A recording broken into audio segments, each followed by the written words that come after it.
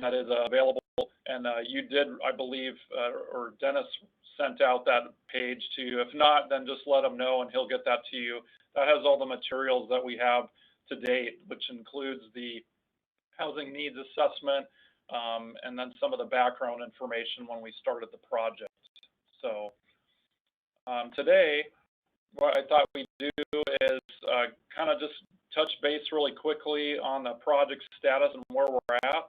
And then we'll take a little bit of time on the housing needs assessment overview. We're just going to touch base on the kind of the higher level things. And if you want to review the entire housing needs assessment document, that's going to be available on the website, or if you prefer, the city staff can send you a copy. And I believe Dennis did send that out to you last Friday as well when we completed the last update.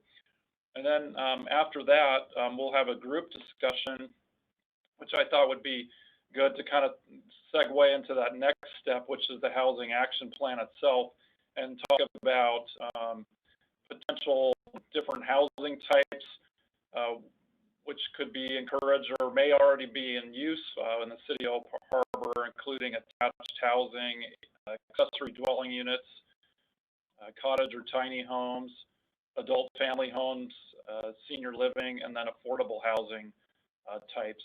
And then we'll wrap this up. If the time goes over a little bit, we're happy to keep continuing. I know in the last meeting it was a rather longer meeting, so we established a break in between. I don't anticipate that needing to happen on this meeting, since it's expected it'll be a little bit shorter, but we'll see how things go. And I want to leave most of the time open for group discussion, because I think we get the best out of that portion of the meeting, and just seeing what people think about that. But in any case, kind of just stepping back a little bit on where we're at in the project. So we kicked off the meeting on July 30th, and this project started with the city a little bit before that. I believe it was in the end of May or so when we started working with Dennis and CAC on the project. And Dave Kuhl, of course, he's a new development services director that came on board about a month and a half, 2 months ago. He wasn't initially part of this, but we're excited to have him. And in fact, Dave and I go back several years working at the city of Arlington, so we've known each other for a number of years. And then today we're going to be reviewing the housing needs assessment, and that'll just, like I said, we'll talk about some of those higher level data sets that the city has expressed some interest in sharing those with you today. And then finally, the next phase of the project is going to be the review of the draft housing action plan, and that will be anticipated probably for February or early March for touch base on that. So here's a timeline that some of you may have seen at the last meeting. We started the project with a basic charter back in May, and then the public outreach plan and developing the web page back in May and June. And then we've been working steadily on the last several months on the housing needs assessment, and that final document just was presented to the city last week, and we're sharing it with you guys for the first time. And then I anticipate the city staff would take that further to discuss with the elected officials and planning commission and whatnot, just so they're aware of the project status.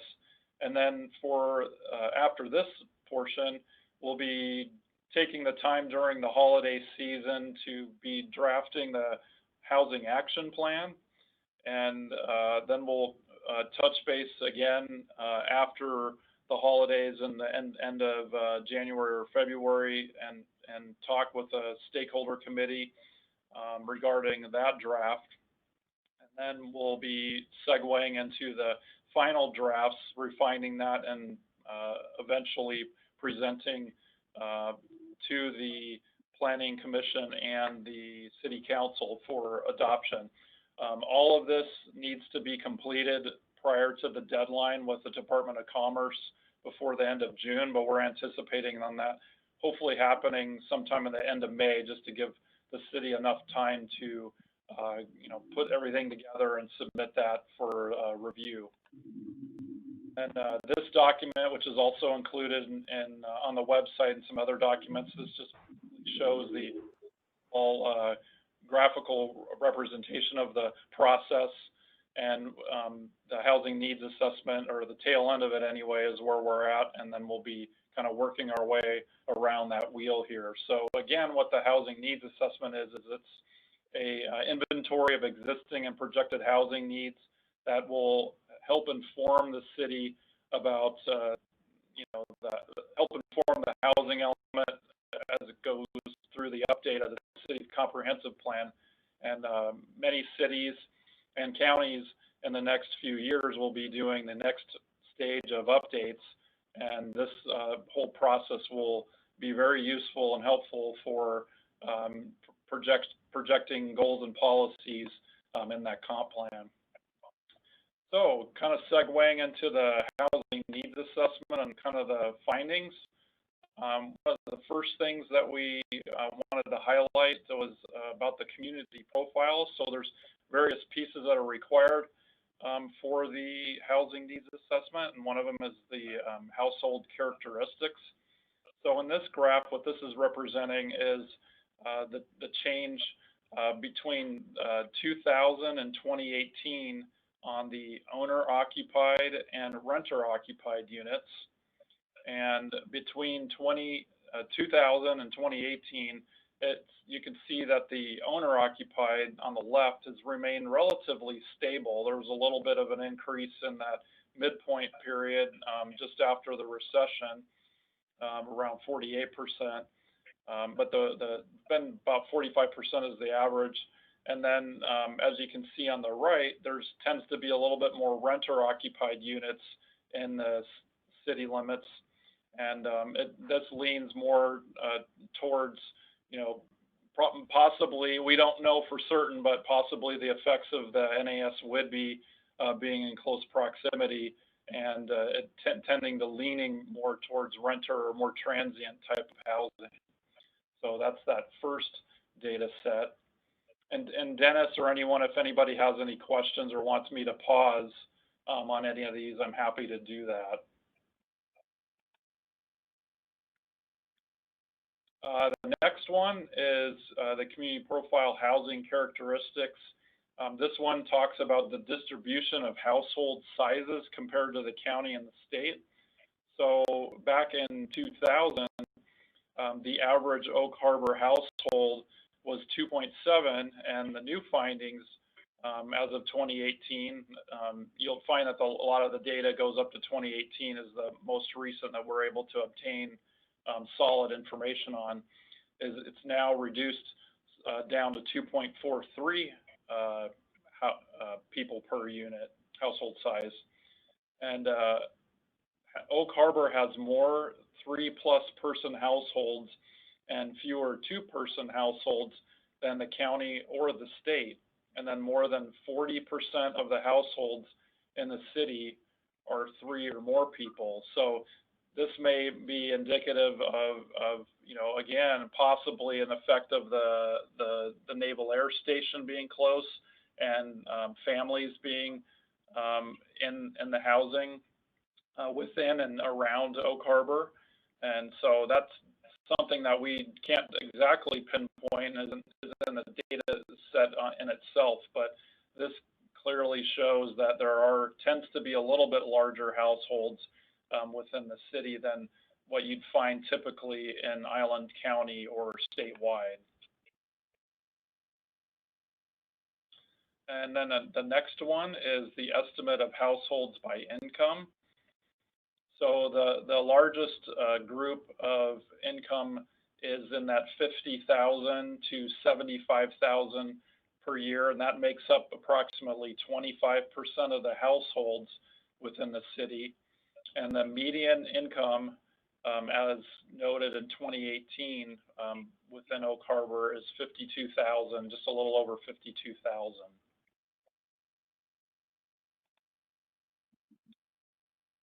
Special populations, in this particular one, we're looking at older households over the age of 62.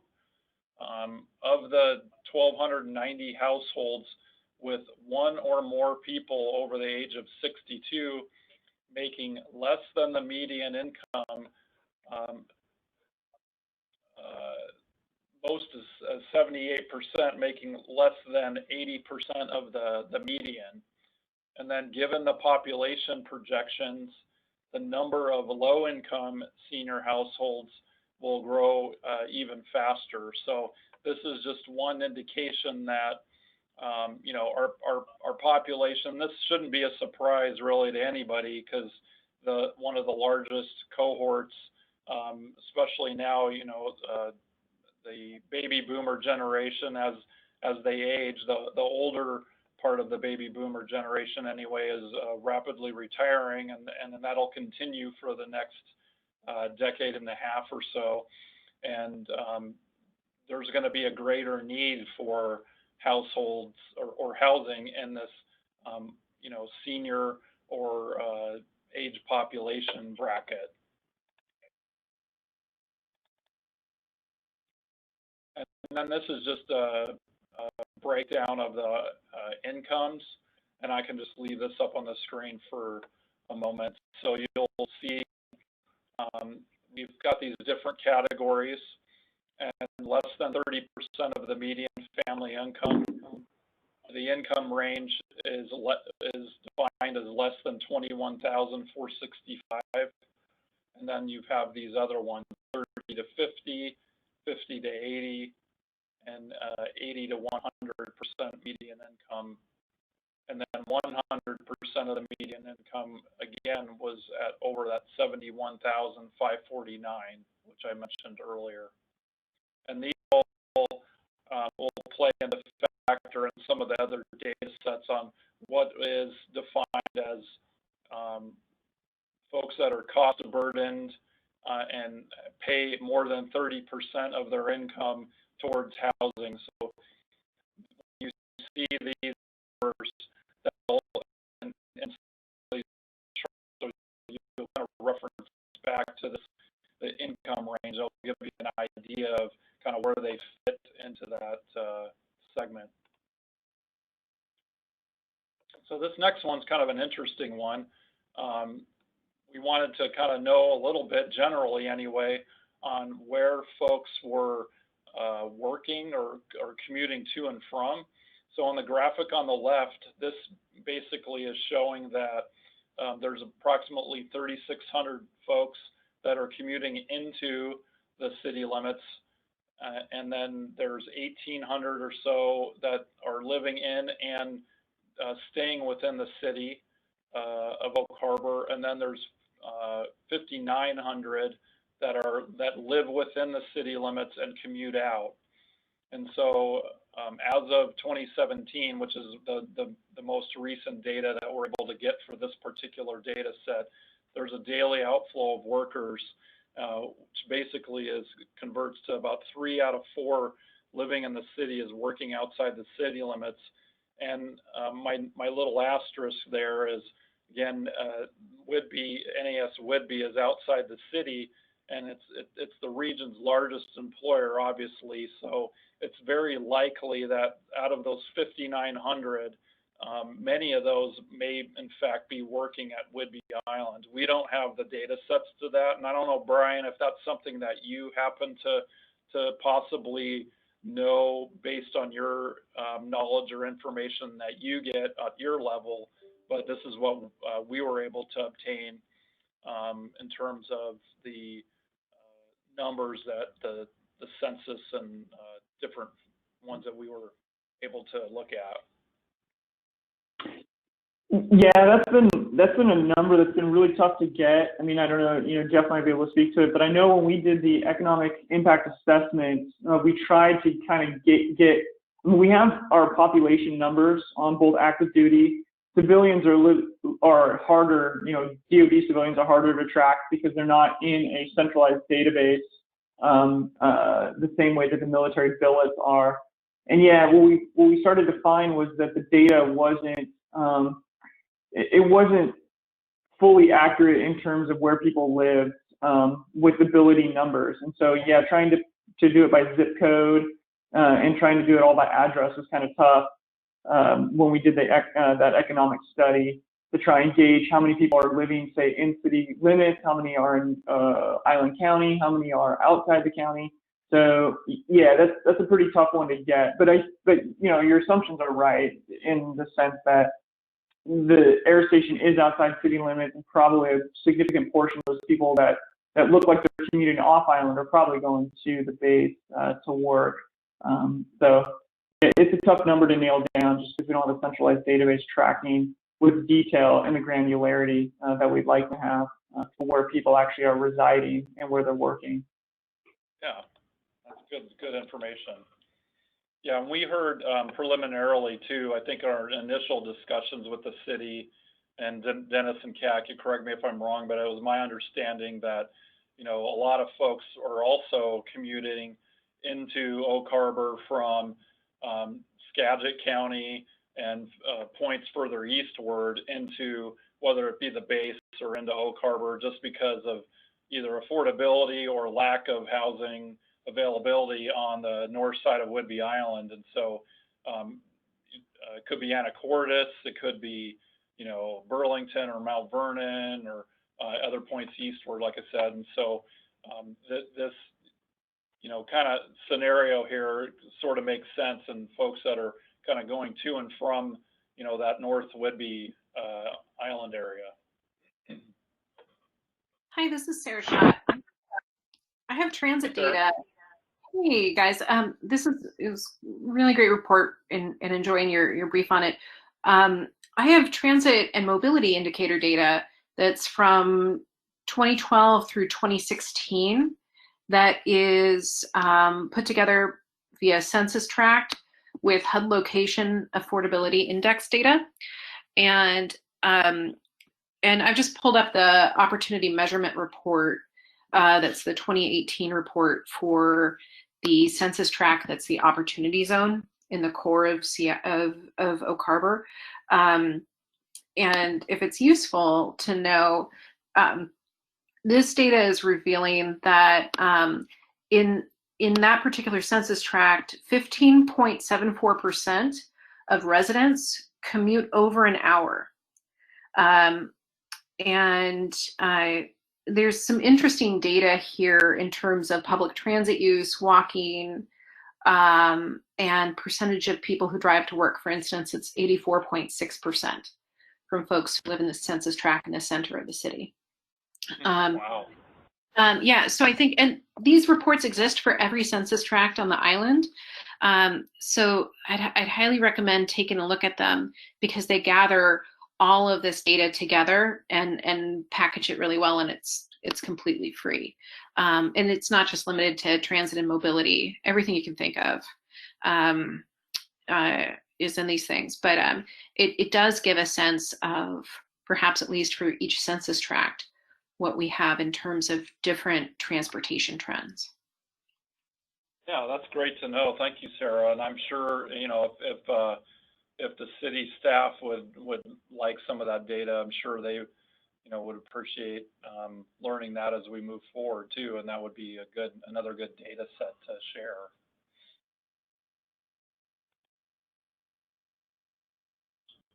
So the next one, we're kind of shifting gears here a little bit now into housing supply, and it's probably no surprise to city staff that have been there a long time, but and possibly residents too, and how challenging it is to find you know, new buildings or new construction.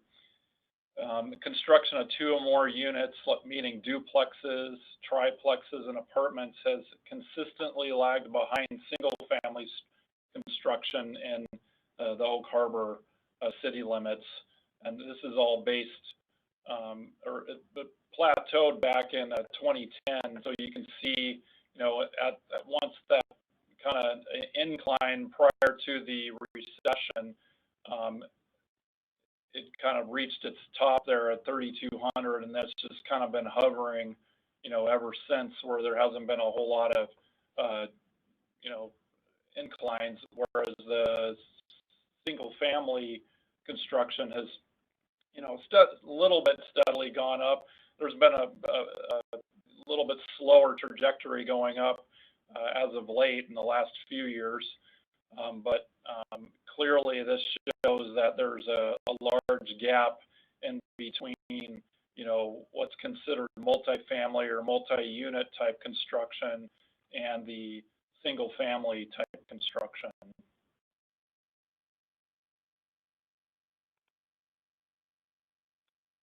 And then in terms of the another housing supply data set, roughly 60% of all the dwelling units in the city are either detached or attached single family. And then many of them, as this shows here, are in the 2 to 3 bedroom size. So that's kind of the sweet spot. And, you know, maybe some of the builders that are on, I saw, Wayne, you came on, you joined us last time, and you might be able to provide a little bit more insight or feedback on this. But at least in our knowledge, you know, and down here in the metro area, and we're in Woodinville, this definitely is the case where we're seeing a lot of 3 and even 4 bedroom type of units. You know, that's definitely the kind of median trend.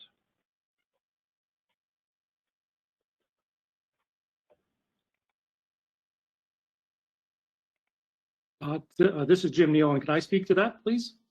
Yeah, sure. Go right Hi, ahead. Jim Nealon, realtor, owner of Remax Acorn Properties in Oak Harbor. Yes, I agree that that's probably a trend. And what I would add to that is, excuse me, we can add the remote working aspect to that now, that we're seeing more pressure on the bigger houses because the home office is becoming so critical, and possibly even the home school now with remote learning and remote working. So I would expect that pressure to go even further into the more bedroom range because of that. Yeah, that's a great point. Yeah. Thank you, Jim. I agree with Jim on that as well, too. So I really am here, and I'm getting caught up is what it amounts to see where you are. Yeah, no worries. Yeah, I saw your name pop up, Wayne, so I knew you were on the call with us last time, and wanted to have you guys have an opportunity to speak up if you see anything that kind of piques interest or want to provide some input. Yeah, I was on another call when this one started too, so I was a little late. I'm sorry about that. Yeah, no worries. Thank you for joining us. Appreciate it. So the next one we've got here is housing supply. This one is based on Oak Harbor's building permit data taken from, you know, it doesn't go back on this screen from 1976, but in any case, 2000 to 2019. And you can see that, you know, back in that early 2000 stage, we saw a really big growth in types of development. And then once the recession hit, it really reduced drastically. And so it's been kind of on this, you know, relatively slower flat line here, a little peak in 2018, but for the most part, it's been relatively low. And, you know, the average is since 2009 really is only about 42 units per year. So that's really low. And we're just talking within the city limits itself. So there may be some others happening outside the city in Island County, but, you know, and the builder folks on the line can speak to that. But within the city limits, based on the data that is provided by the city's building permit, it clearly shows that there just isn't a lot of permits coming through the pipeline.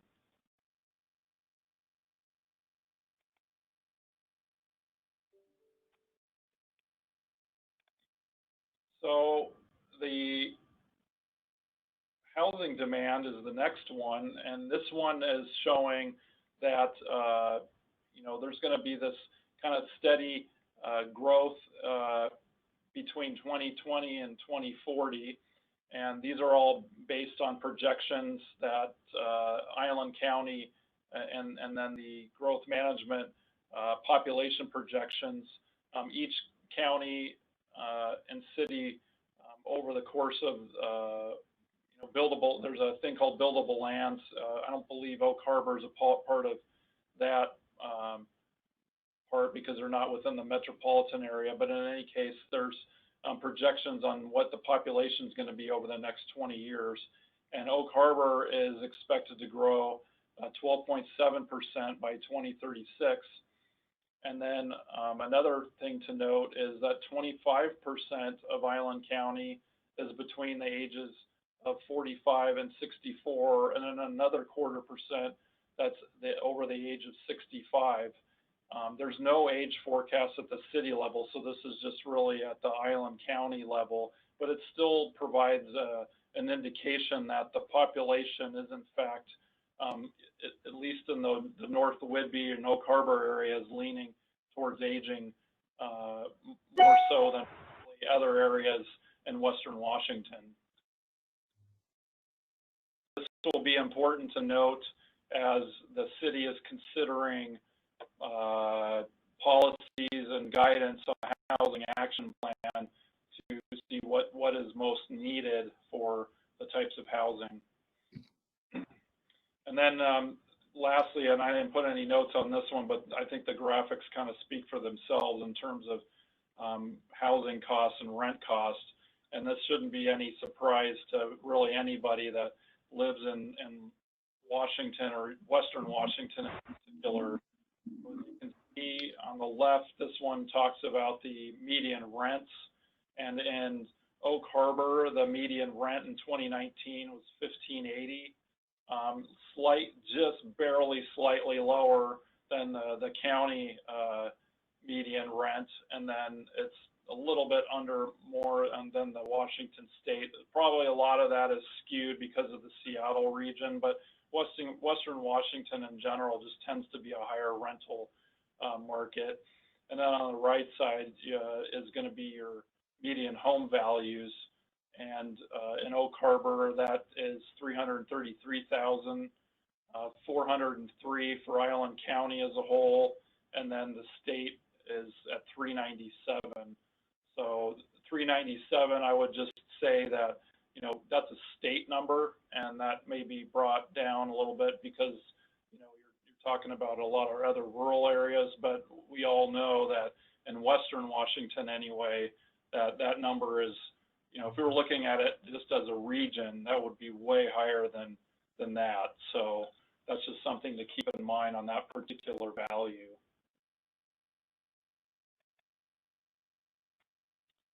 And then another one on housing affordability. So roughly 40% of households pay more than 30% of their income towards housing, and roughly half of renters pay more than 30% of their income, and this is also known as being cost burden. So when families are unfortunately having to pay more than, you know, is reasonable, and that break is at 30%. In some cases, some are even paying over 50%.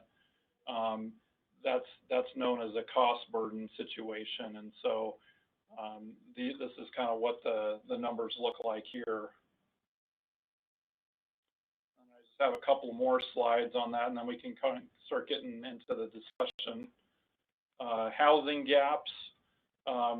This talks about what gaps there are and types of housing based on this income stratus. So current gap of what is affordable and available and the current demand is 2,747 units, or 30% of the 30% income, and then total gap of 1,532, taking away any subsidized units at the 50% level. And then this last one talks about the number of housing needs needed to meet the projected projected growth in the households between 2020 and 36 is there's a need of 1,255 units. And going back to that number of units that's cranked out each year is approximately 78 units on average is needed to kind of make up for that. And then on here is the calculation is just in a table format. And again, all this is information that was pulled straight from the housing needs assessment. You're at any time you're free to review that. It's on the project website, and then Dennis should have sent you a copy of that. And if you didn't receive it, please just let him know, and then he'll be able to provide that for you. There's lots more data, but this was just some of the highlights that we wanted to bring to your attention. So the next phase of the meeting, we wanted to kind of allow for some group discussion, and this leads into the next segment of the project, which is the Housing Action Plan. So the first topic that we thought we'd talk about is just there's different types, which I mentioned at the beginning, but the first would be attached types of housing options. And this is purely for discussion at this point. This isn't necessarily where we might be headed, but just something on kind of getting feedback from the Stakeholder Advisory Committee. So again, attached housing options, that would include duplexes, triplexes, and townhomes within existing and new single-family neighborhoods. They could be a great tool to help provide a variety of housing choices, depending on where they're located and how they're laid out in the city. And then allowing additional housing types and density. One of the things is it may raise concerns from homeowners on home values, parking, and other aesthetic issues. So folks that are typically in a single family zone maybe have been used to that style of living for a long time. And, in order for the city to try to achieve its, targeted units or the demand or the need is trying to see where they can potentially put these types of attached housing units and how they would be accommodated. But, there's always concerns from residents in particular areas that, may or may not want to see attached housing. So anyway, a couple questions posed here below, and I'll kind of, leave it up on the floor if Dennis or staff want to chime in first. What do you see are the benefits of allowing these types of new or existing single-family neighborhoods attached housing? And then what kind of concerns do you have? And if you do have concerns, is there anything that the city can do to help mitigate that? And I'll kind of leave that open to the floor now.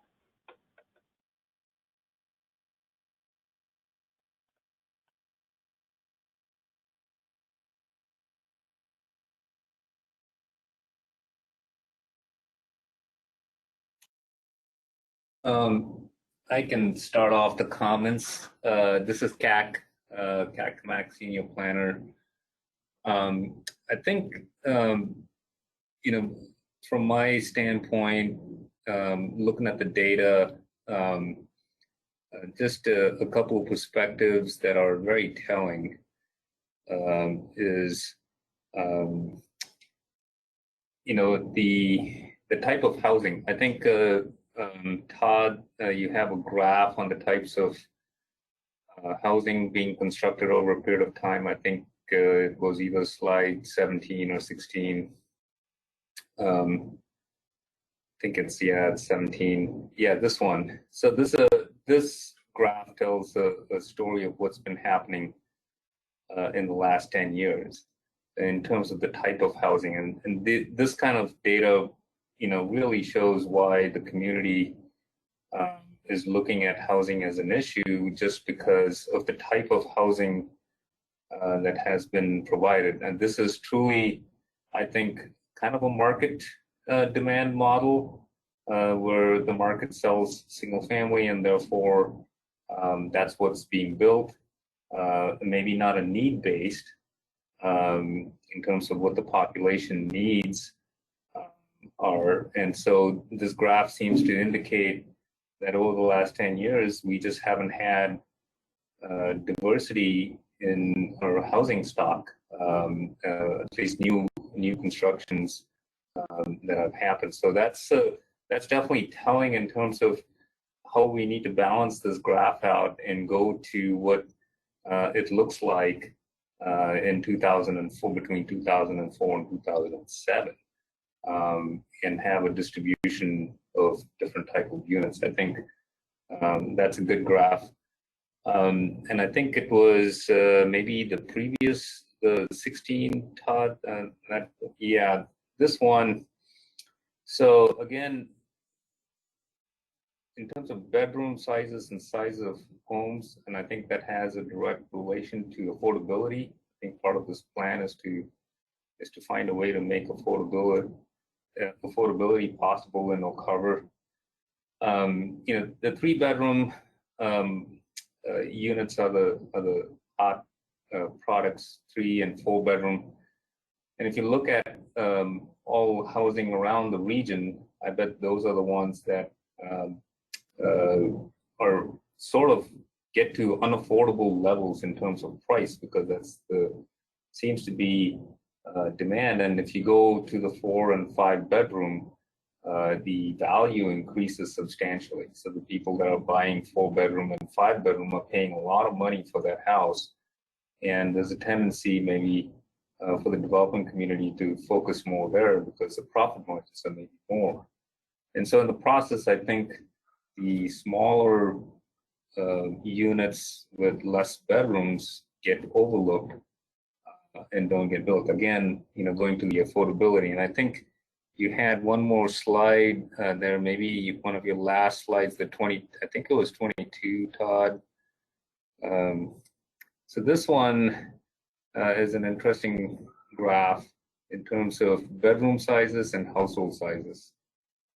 And if you look at the blue graphs for the 1-person and 2-person household, we have that, according to, I think this is the census data, we have a lot of people or a lot of households, 1-person household and 2-person households. But then when you look at the bedroom units, you have all 3-bedroom, 4-bedroom, and larger homes.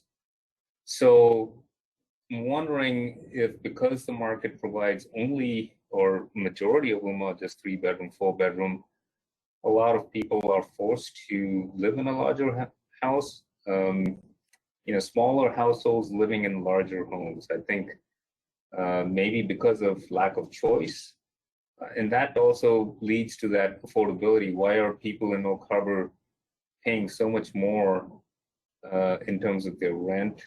Why are they paying so much more for their homes? And they may be paying for more house than they can actually afford or need, maybe, based on this data. So again, going to affordability and the type of housing that's maybe lacking in Oak Harbor, maybe could be some, you know, kind of captured in a few of these graphs where we have the market supplying larger homes, easy to build, single-family homes. People have not many choices in buying homes or products, are forced to buy the typical 3-bedroom homes, and so that's what kind of is being delivered, and we lose the smaller housing units, and they become unpopular or they're built less, whereas they're the more affordable kind. So those are just so going into the action plan, I think it would be good to derive some of this from the data, and you know, whether it's attached housing or the different kinds of housing that we want to provide, how do we do that in the community, and provide that variety, I think. And it's scary. I mean, I think there was just a comment that's been, and not scary, maybe just concerning, in terms of this COVID-related response. You know, bigger spaces, flexible spaces are being maybe desired as part of this. And so, more, I think the market will start to demand more and more of these bigger homes just because of the need, and we'll start to see that gap start to build for affordability. Because as I think mentioned just a few minutes ago in the comments, that people are looking for that flexible workspace, the third bedroom or the fourth bedroom, which they can have for school or workspace or whatever it is. And we're going to see a gap in the housing size, and good to keep that in mind and see maybe through our discussion how we can come up with strategies to provide more options. So those are my 2 cents. Okay, I have just a couple. We had the recession in 2008. This is Wayne Kreider. And the builders kind of backed away from that just a little bit and started working with clients where they have a contract in their hand. So they're pretty well assured that they're going to be able to finish the house and get paid for it. And a lot of people have not been willing to come forward to build apartment buildings since then, or multifamily housing, because of the volatility of the market and the way it's been, and the lack of workforce and different things like that since 2008. And we're still suffering a lack of workforce to be able to meet the needs of housing. My thoughts are, if we can figure out a way to put some multifamily housing like you have on West Barrington, for example, there in Oak Harbor, it can work with single family residential areas because it does there, and it's very attractive. I don't have a problem with that at all. And I don't think any of our builders would either. And I have friends that live up in that area that don't have a problem with it either, because there's a requirement to take care of the property. So, those are things that can be looked at. But I will tell you that the reason that builders are not building apartments is because nobody is wanting to fund apartments at this time, or haven't been until now. And hopefully that'll cut loose so that they can start building apartments. I know they are over here in Burlington. But I'm thinking that until we get back to some sense of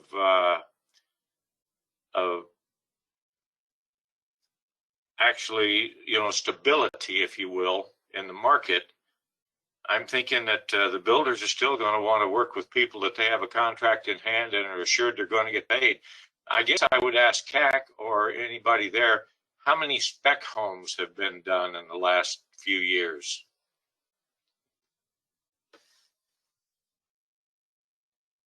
That's what I got.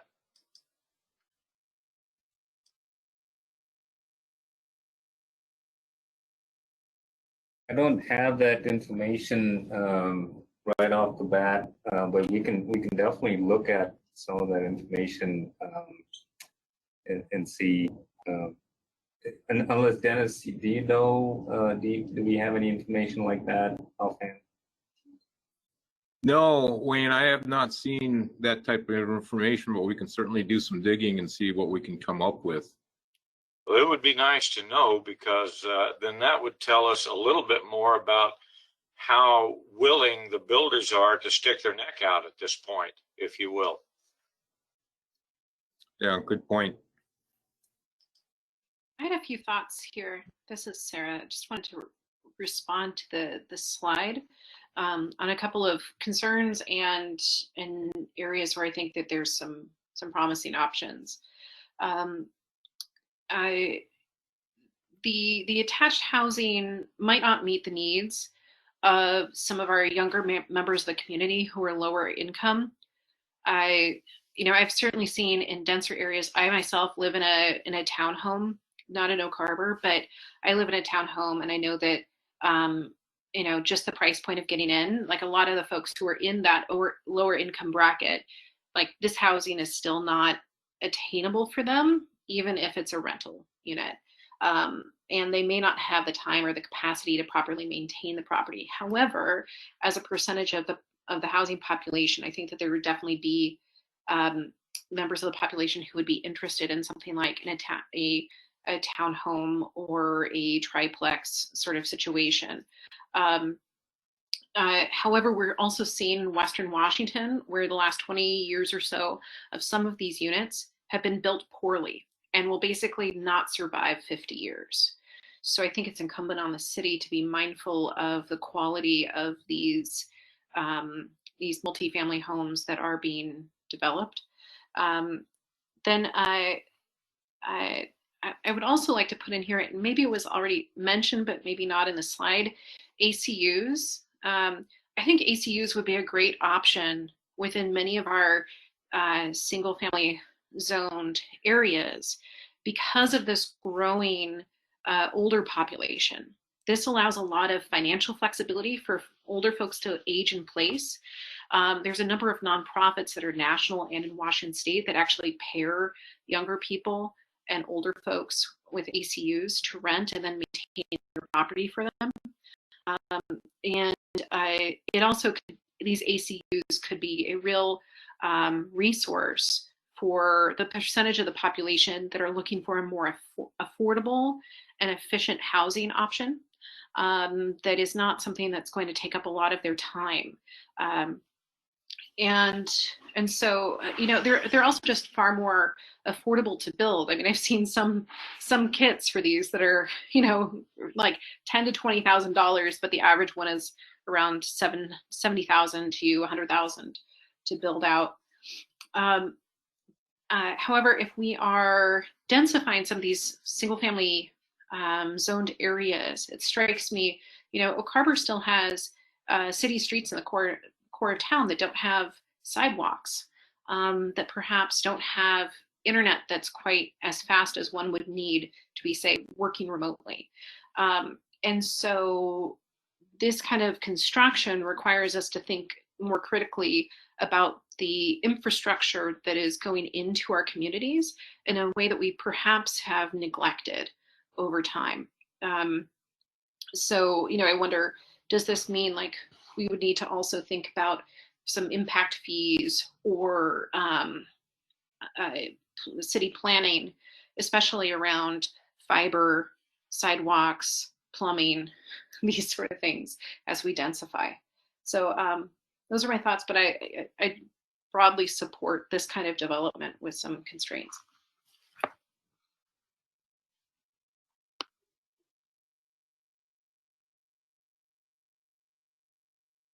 Well, Sarah, those are great comments, and you brought up the next section of slides, which is what I think you're talking about, is the ADUs or accessory dwelling units.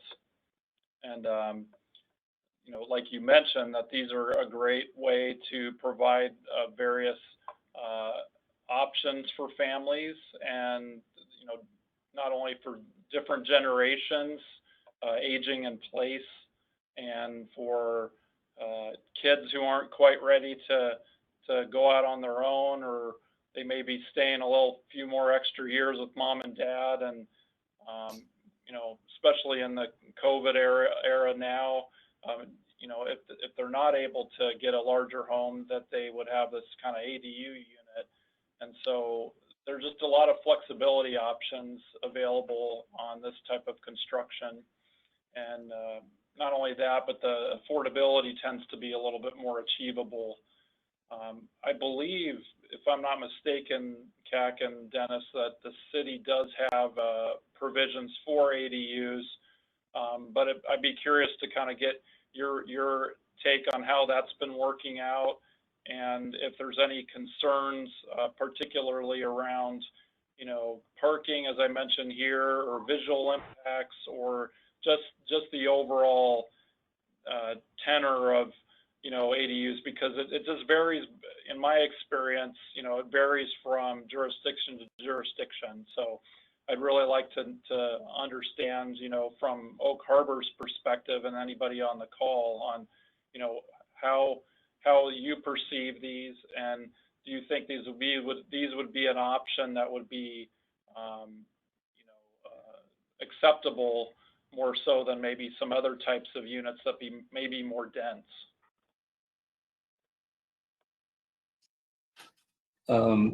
I can kind of just jump in from the code perspective. Harbor ADUs have been permitted for a long time. There's code incorporated, I think, maybe more than 10 years ago. I want to say even as far back as 2005.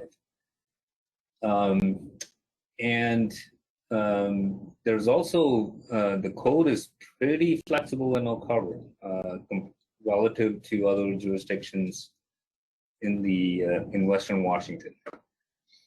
And I think in the maybe 15 years I've been here, or close to it, I'm not sure if there has been either maybe one or maybe two permits that have been issued for ADUs. And I know recently that several jurisdictions around Western Washington have taken on this topic, and it's been highly discussed. And the city actually, I want to say about a year or two ago, maybe had a discussion about ADUs, and as per the task force's recommendation, discussed with the Planning Commission and City Council about removing any parking requirements related to ADUs. And I believe that didn't go, that didn't pass. It was an interesting discussion, but I think generally people thought that it should be a requirement and it should stay. Actually, the current ADU requirements, I think, do require a parking space. So they decided to keep that in place. So that's kind of all the recent things in Oak Harbor that have happened around ADUs.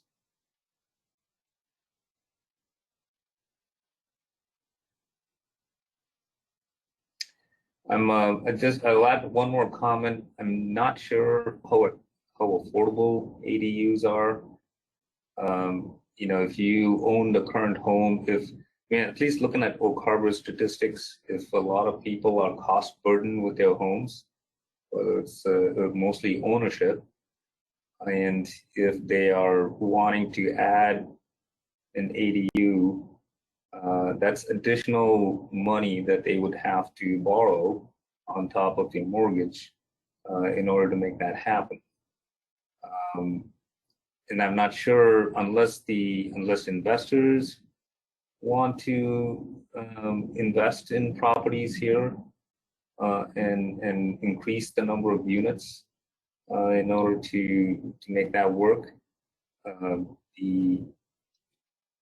I really don't know if those kind of things are affordable unless you can already afford your home or have more income to add another unit, whether it's aging in place or taking care of it.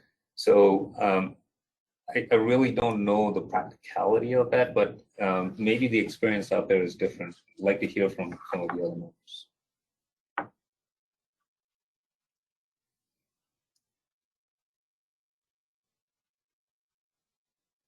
This is Jim Neal. I can speak to that real briefly. What we're hearing throughout Washington State through our realtor organization is a high degree of interest in ADUs in different areas.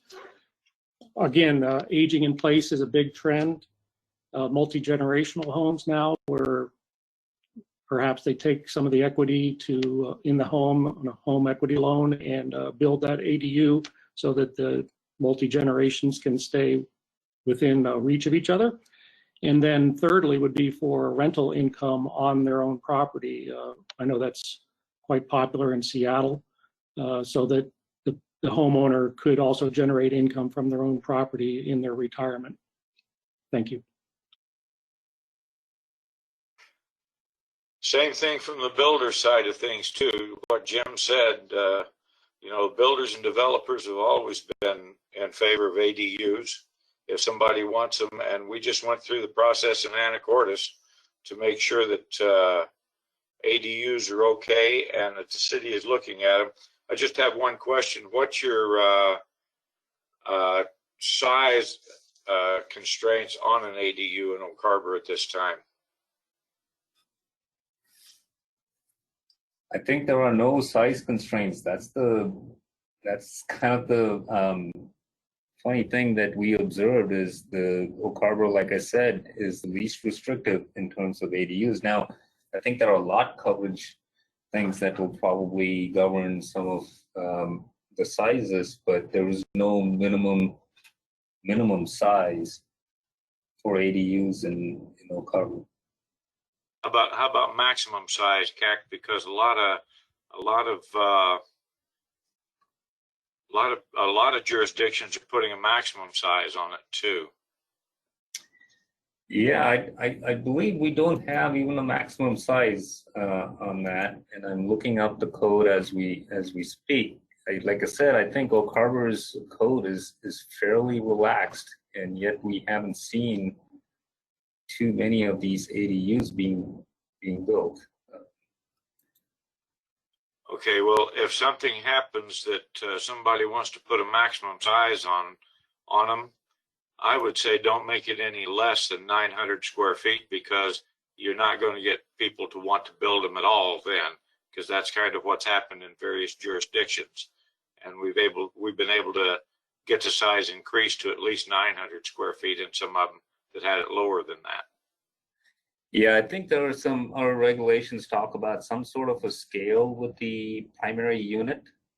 And it says the primary unit together with the accessory dwelling may not occupy more than 40% of the total site area. It must be designed so that to the degree reasonably feasible, they will appear as one primary residence. So there's no size limitation. So if you have a large lot, you can build another ADU almost the same size as your original unit, as long as you're not more than 40% of the site. So like I said, I think it's been pretty flexible and I know ADUs are popular talk all over Western Washington, but from a city standpoint, we haven't seen much of these units being built here, even with this flexibility. Well, another issue that you could have, CAC, is the lot sizes are shrinking, it seems like, in most places because of infill and complying with GMA. And if the lot sizes shrink enough, you're not going to be able to put an ADU on it, because you're going to be over the 40% very easily. So, yeah. That's something to look at as well. Absolutely. I think most of the developments that have been done in the last few years are PRDs or really small lots. And so they will lose the capability of having ADUs, at least based on the current regulations, because just of the coverage. But we do have a lot of the older part of town and older lots that are ripe for infill or this densification out of these ADUs. And it's just maybe people don't know about it as much, or are not taking advantage, or it's not affordable. I'm not sure which one.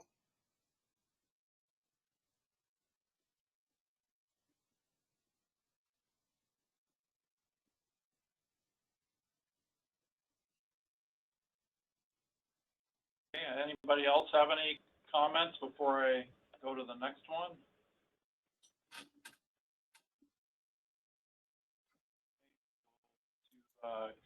Cottage or tiny homes. This one's kind of in the same vein, but a little bit different. These are kind of smaller structures.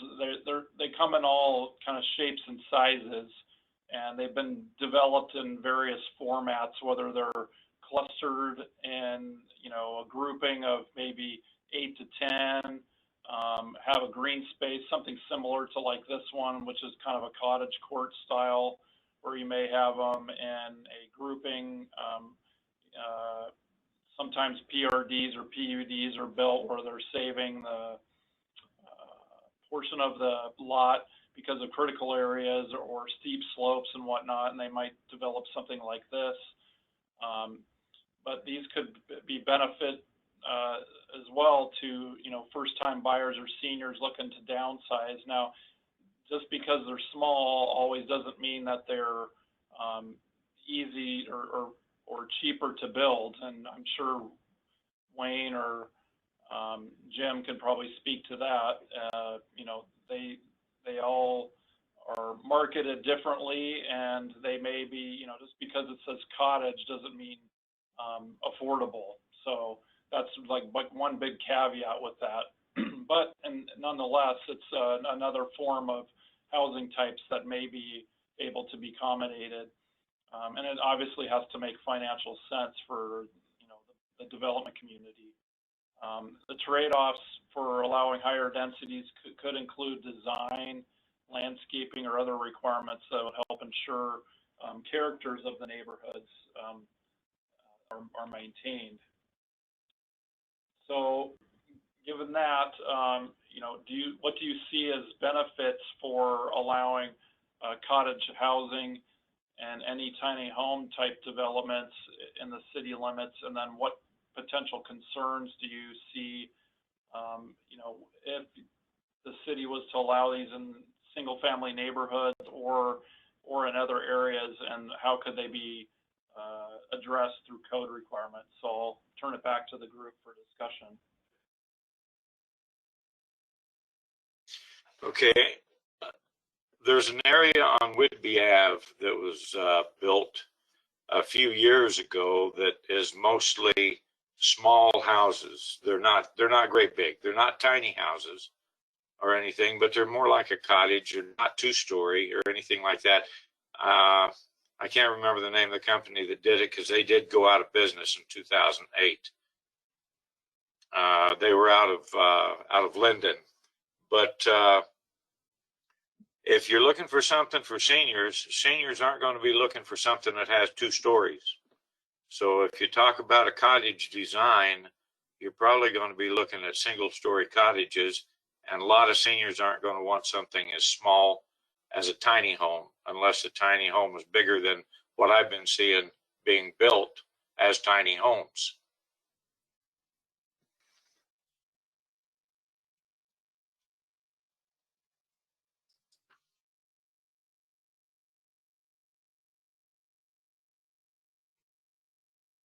I can speak to the demand for Whitby cottages there on Whitby Ave. As a realtor, people are like on waiting lists, waiting to hear for a listing to pop up. They're highly desirable, but I temper that with they're maybe not so affordable, like Sarah, I think, mentioned. They are all-inclusive as far as they're a homeowner association, so the maintenance, upkeep, landscaping, and there's a clubhouse available is all included. So that's also desirable for an aging population to not have to worry about exterior maintenance or landscaping. But again, because of the demand and the lack of inventory, they get bid up on prices every time one comes on the market. I've heard that there's a number of different bids on those houses when they come on the market too, Jim, because I do know that a lot of seniors are looking at those as a way to downsize from the houses they're in, and they're single level so they can get out of the would-be splits or the tri-levels or things like that that were popular in the 70s, 80s, and 90s. Absolutely, and we're even seeing you know, grandparents coming from out of the area to be near their families, and that's the perfect situation for them, a community like Whitby Cottages. Hey, this is Sarah again. I think some really good points here. One thing I wanted to differentiate was on the cottages versus tiny homes. So I would almost put the tiny homes in the category of an ACU as well. I've seen them used very successfully as ACU units, or for people who are buying perhaps vacant land and aren't at the financial point where they can build a home, but they can build or buy a prefab tiny house. Perhaps that tiny house is on wheels. Perhaps it has a legitimate foundation and is connected up to the grid. But you know, it's interesting to see the demand for tiny homes, and I think the potential for their use as a alternative in a range of ADUs would be really interesting to see in Oak Harbor, to meet some of those housing needs of particular economic sections of the market, and create some infill without overwhelming the space of each lot. And then I've also seen some interesting use of cottage type developments where they are more in a co-op model where the essentially the owner owns the building but not the land, and so they can sell the house. However, this keeps, and they're in a owners association. This keeps affordability at a pretty good rate, even with churn of owners. So I'd say there might be certain models of certain types of developers where they would be interested in that. There's been some, I guess, 2 or 3 of those on Bainbridge Island, and a few others on the peninsula.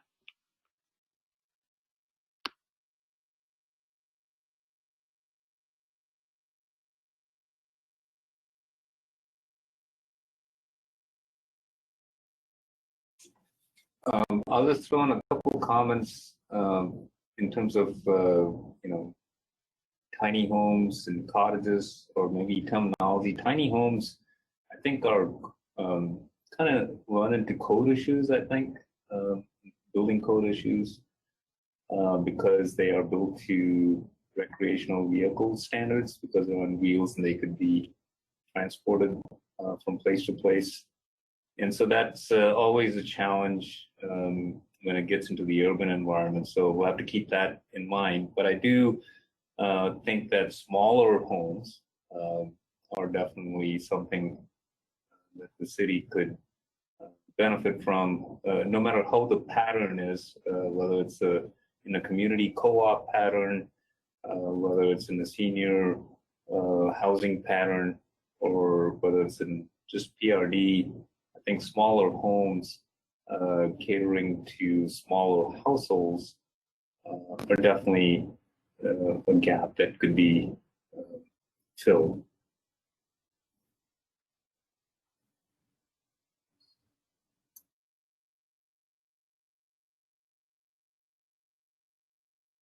Any other comments? All right, we'll transition into,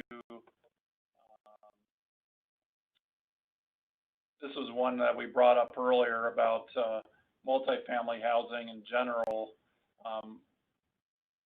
If we have any comments on the benefits of encouraging market rate multifamily housing, what's the concern? Is there benefits of lower income multifamily housing, and what the concerns would be? And then how would we address concerns and leverage these types of developments? Anybody have any comments on that? And then I think the last grouping we have here after this would be the senior housing, but this is one kind of this intermediate area encompassing of either multifamily market rate or multifamily affordable types of housing. So if anybody has any comments on that.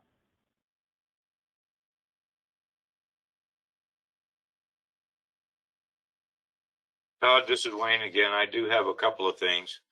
Multifamily housing and where located, it doesn't matter whether it's market driven or whether it's low income housing, whatever it is, it needs to be pretty close to the core of the city so that people can have an opportunity to walk where they need to go and to be able to do their shopping and whatnot.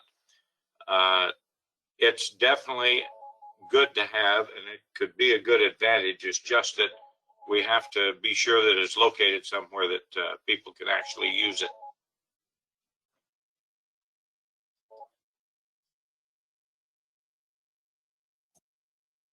I want to just second that comment. I think that's a great comment. Location of these could be close to facilities, but also along transit routes, may be a good way to spread them out and still provide access.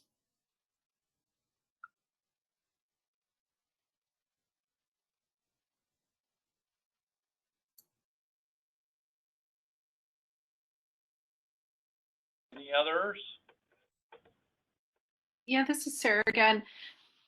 So I 100% agree with what Lane just said, the comments around making sure that multifamily housing is concentrated in the core of the city.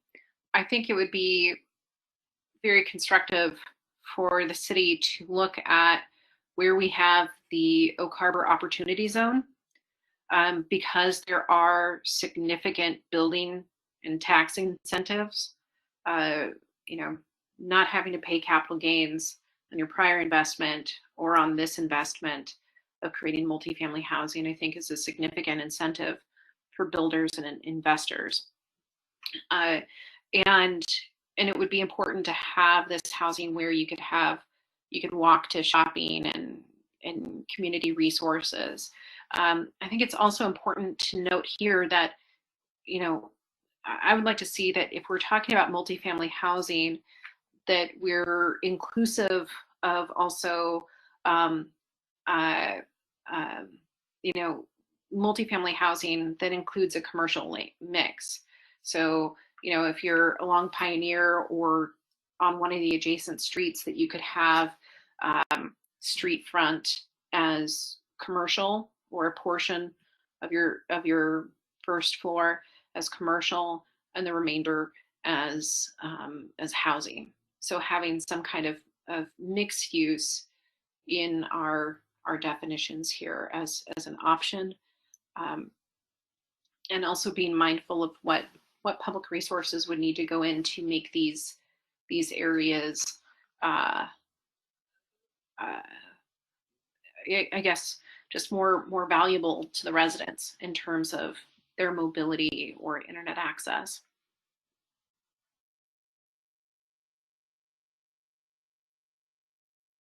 I'm curious on if there's anyone considering the COVID situation now, if that plays in any long-term effects on how people perceive multifamily housing, or may want to consider just living in their own space rather than, you know, a more densified type of a neighborhood. So I'm curious if there's anybody that thinks that maybe this is a long-term effect, or if this is just maybe something that will be an effect over the next, you know, 3, 4, maybe 5 years, and then it'll kind of wane after that and not be as big of a deal.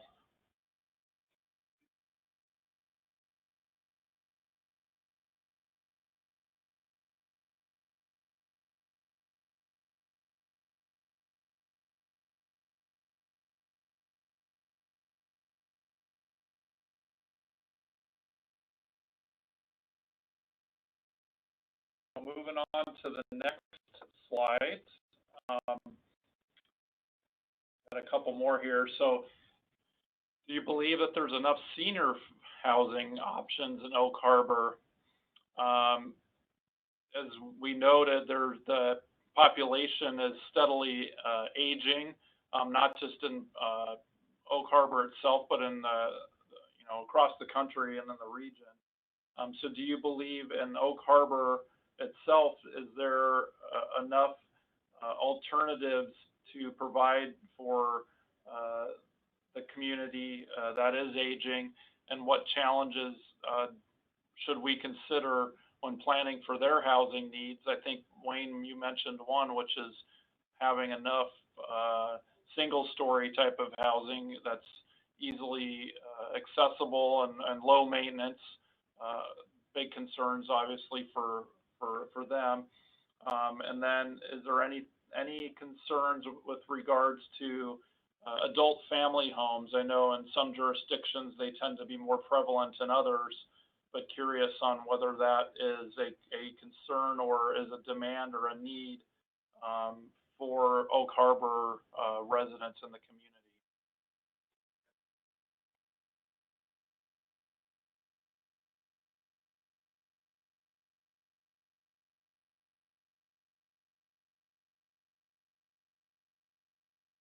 Don't we already have some adult family homes in Oak Harbor?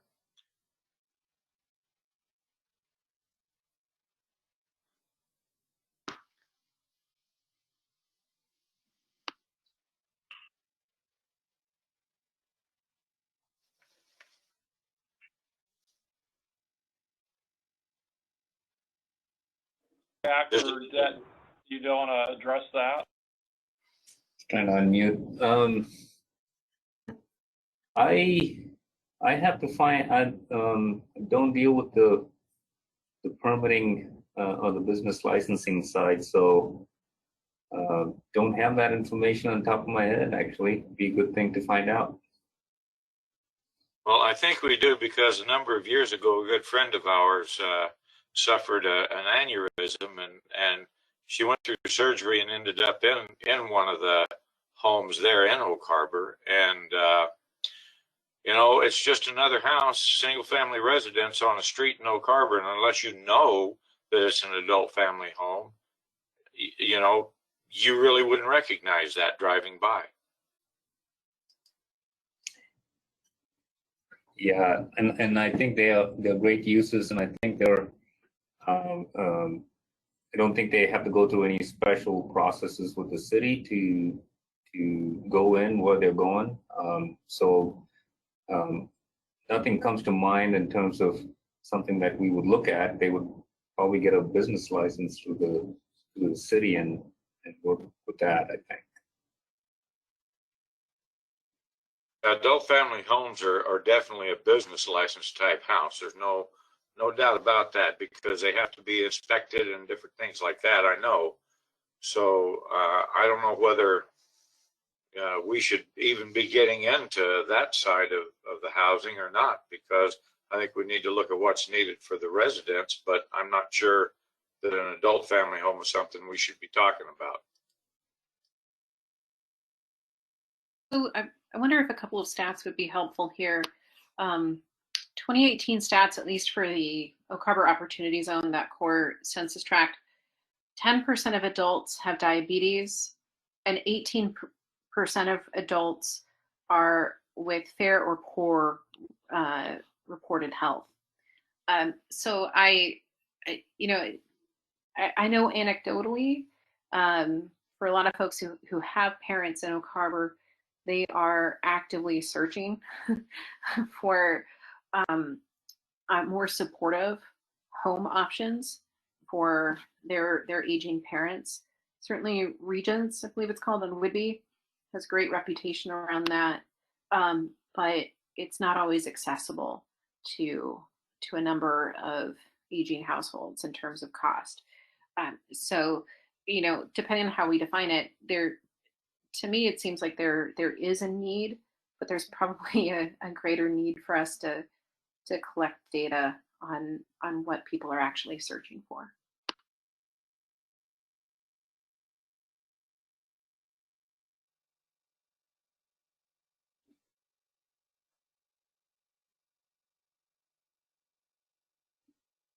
You know, I think we need to keep in mind that adult family homes are an option in some areas, but you know, I honestly agree with Sarah on the fact that we need to look at what people are actually looking for and how we're going to meet the population projections over the next number of years first.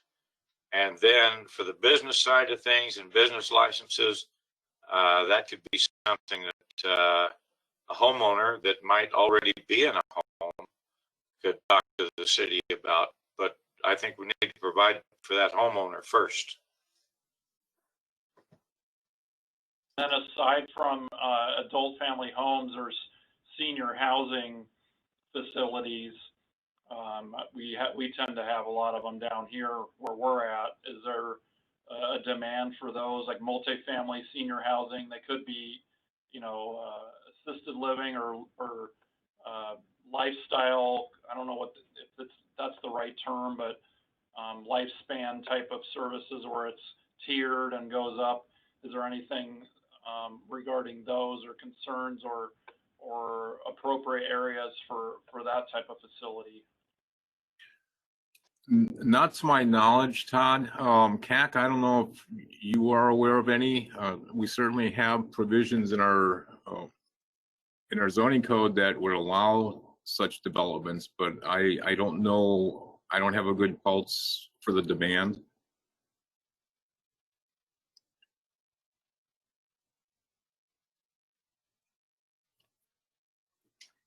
Yeah, I'm with Dennis there. Our zoning ordinance definitely accommodates those, and so that's how we get them in our multifamily, our residential office, and our commercial zoning districts. That's how I think the Regency on Whidbey operates, and also the one on Swantown. So we do have provisions and we accommodate them, but I have no data or running information on how much they are in demand. Seems like the data seems to point to it, and I'm thinking that the market will respond when there's demand such as that. And maybe Jim can attest to that from the real estate side. Seems like there is a demand for that. There's a demand for that housing. We'll definitely see people interested in providing those options. I've seen some people that have grown older and lost their spouse or whatever that might want to move out of the house that they're in. And they end up going into Seattle to shag, or they go somewhere else that has just that kind of housing because there's nothing in Oak Harbor for them. And I do know a couple of them that have said they'd much rather stay in Oak Harbor, but there's nothing there that meets their needs. So we do need to consider that, but I don't think it's something that needs to be on the front burner so much. You make an interesting point, Wayne. I wonder, I don't know much data about the senior population and which way they tend to go, but you'd think that as you get older and need assistance living, you'd want to go to a denser area because you can get services easily. Emergency services are available, and things are much closer in terms of resources in a populated area like a city than it is in a very rural setting. But I don't know statistics on which way the population goes in that.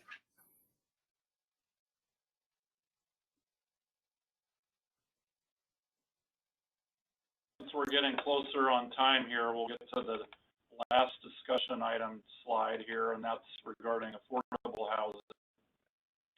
So the state law requires that each city plan for a variety of housing types, including housing options, affordable housing options for people with lower incomes, and then also focusing on minimizing displacement in areas for redevelopment. Lower income housing regulations and projects can raise concerns in some communities regarding issues such as location, design standards, impact on city services, especially in higher density type affordable housing developments. So curious on, overall what the thought is on affordable types of housing projects that are or may have been built in the past or proposed in and around Oak Harbor, in our case here within the city limits, and do they address all the income levels of each city? And then does anybody have any kind of recent stories to share about trying to find affordable housing? And it could be at all stratus levels, we're not talking just Section 8 housing or anything, but it's, just something that is at the worker class level.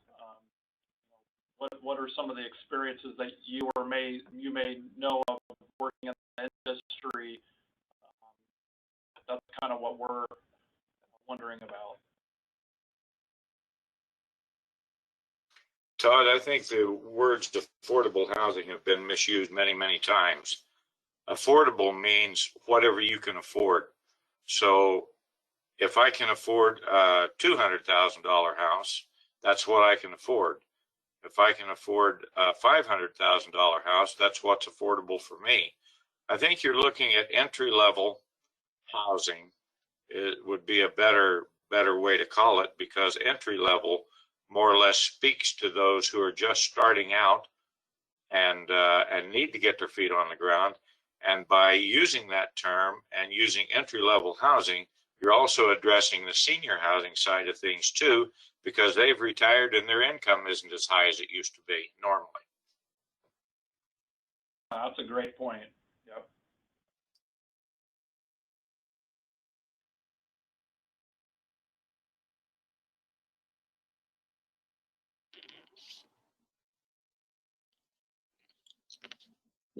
Jack or Dennis, do you have any kind of anecdotal information regarding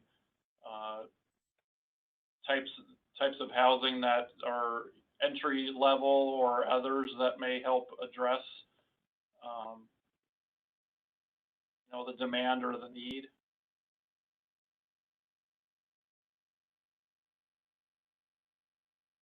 Todd, I might have anecdotal information for you.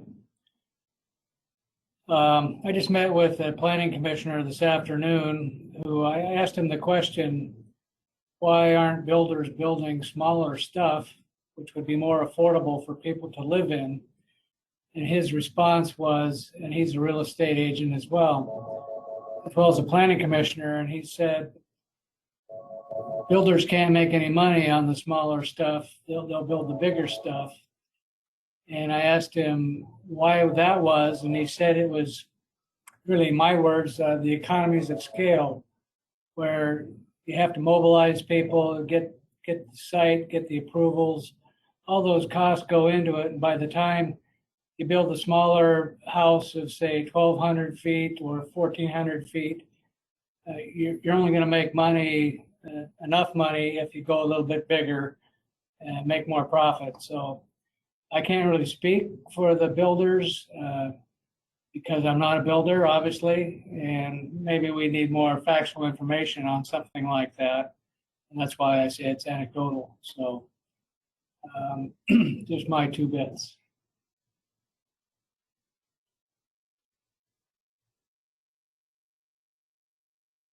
It takes about the same time to build a large house or a small house, depending on how large the large house is. And a smaller house might take less time to build. It's all in the scheduling. But if you have a crew of 4 working on a 4,800 square house, you have that same crew of 4 working on a 1,200 square house, which one's going to get done quicker? It only makes sense it's going to be the 1,200 square foot one.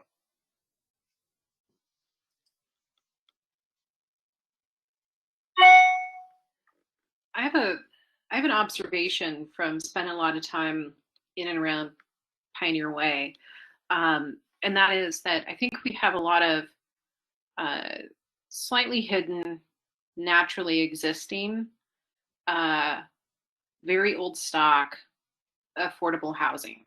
Not enough, but in terms of recent debates that have happened around affordable housing or planned affordable housing in Oak Harbor, I think some of the debate sort of like, people just go about their daily lives and they don't realize that perhaps the hotel they drive by every day is essentially serving as short-term affordable housing for a number of families or individuals.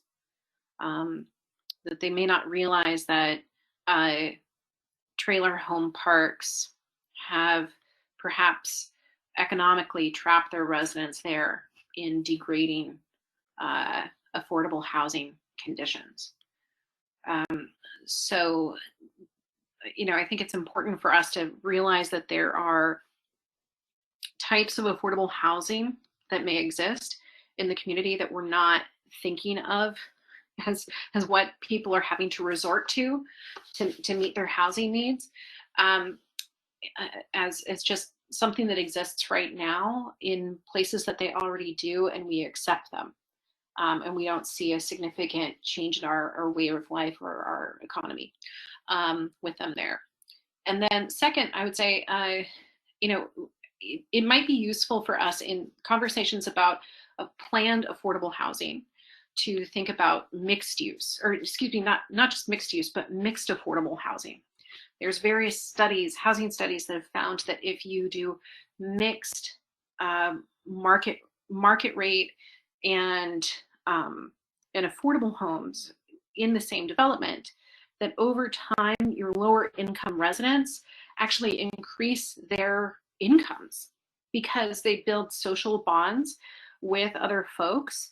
And these networks help them get better jobs and better education, and their kids are more well educated. There's all of these outcomes and ripple effects that happen.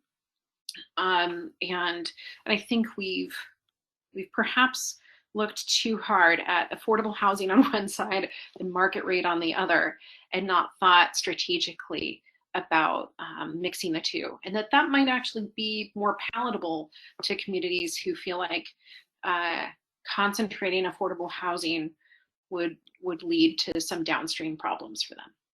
So mixed market rates in affordable housing.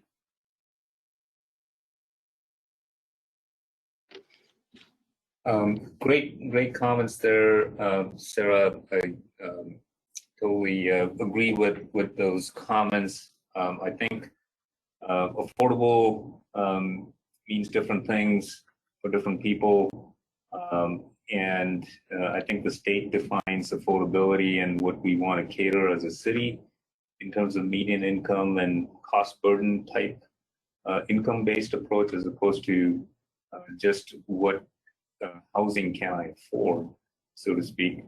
Because as Sarah mentioned, there's a lot of families and households that live in really undesirable conditions, and they're not looking to buy homes. They need affordable places to live, quality places to live, and it shouldn't be isolated from the rest of the housing. I think that's a great point to mix these housing types if possible, and have that social interaction and other types of interactions along with commercial. And I think all the planners, at least it's a planner's dream to have something like that.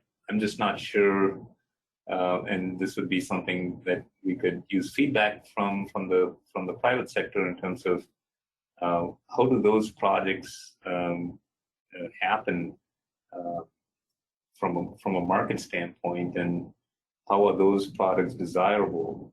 How can it be made desirable for everybody as a key?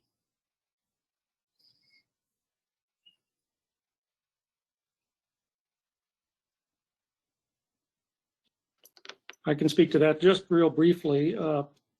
One of the terms we in the realtor world have sort of gone to is workforce housing versus affordable housing. So it's housing that costs what your workforce can afford to pay based on the prevailing income wages in your area. So that's a term we've kind of adopted or used more often than affordable housing, strictly speaking. In the rental world, as a property management company as well as a real estate sales company, what we typically see is if people don't qualify on their own, which is quite often, then they find roommates. And then that's for single people typically, but also sometimes families bring in a roommate. And then we actually have an employee, a recent hire at our company that just moved to the area. They rented for 6 months trying to figure out the area, and they found out that they qualified to buy basically on what their rent was, because the interest rates are at such historic lows right now. And they are now homeowners of a townhouse. And we promote that basically because getting on the first rung of that ladder towards wealth creation is critical for future success in what we consider in the realtor world. One of the models we've seen in the last couple of years is that ladder was missing a couple of rungs, like maybe the first one and several in the middle. And we have actively lobbied the legislature in Washington State. One of the reasons that we were able to identify for especially some of the lower rungs and middle rungs being absent, and it showed up in some of your slides in inventory earlier, is that like in a condominium or a townhouse situation, almost every community, and we manage at our company 52 homeowner associations, almost every condo association that we deal with was involved in a construction defect lawsuit. And so that definitely put a damper on the developers even taking the risk to build these type of projects. So in the last 2 years, the Washington Realtors have lobbied very strongly for new legislation in the construction defect world, and it's actually happened. I believe it was in the 2018 session. So that's going to hopefully open up some of those or create some more opportunity for developers in the more affordable or workforce housing space. Thank you.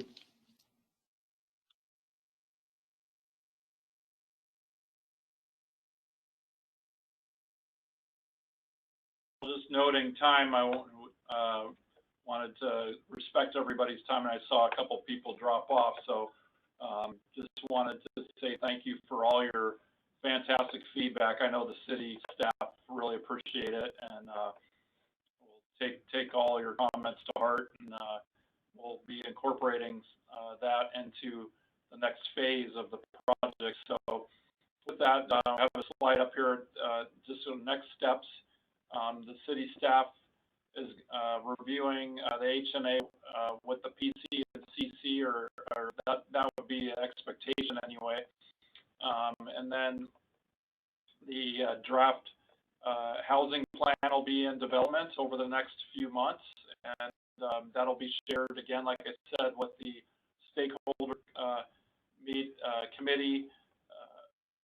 That'll be our last meeting scheduled for February or March, and look forward to presenting that information. And then after that, it'll be to